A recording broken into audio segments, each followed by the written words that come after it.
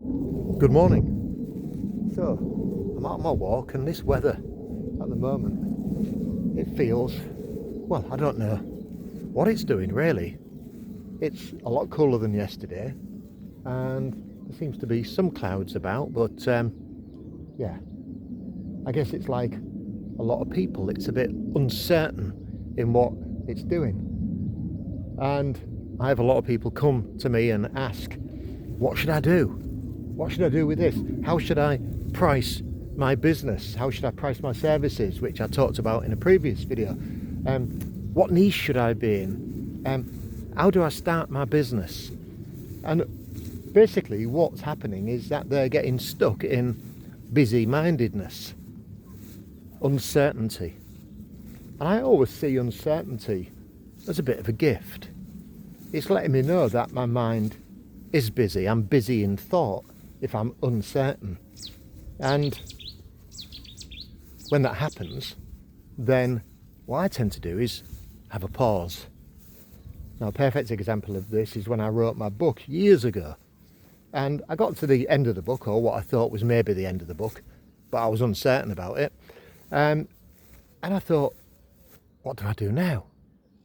Do I need to add another chapter? What do I need to do? And I really couldn't decide, and so I decided to have a pause. Now that pause lasted 5 years. That was quite a big pause. But in those 5 years, I learnt so much. My business grew. I grew as a human being. I learnt so many new things. And then I had to get a project done for someone else. And it was to be done in a really short period of time. And what I did was I just locked myself away and got it done. And then I got an insight. That's how I finished my book. I locked myself away and get it done. And so that's what I did. I booked an Airbnb and I went there with my computer and some food, and I locked myself away and I got it done. And at 10 a.m. on the morning that I was due to check out, I finished the editing of that book. Now, to be honest, I didn't add many more words. I just went through it and I just wanted to check it over to feel comfortable with what I'd written. And I felt comfortable with what I'd written, and I felt really, really satisfied.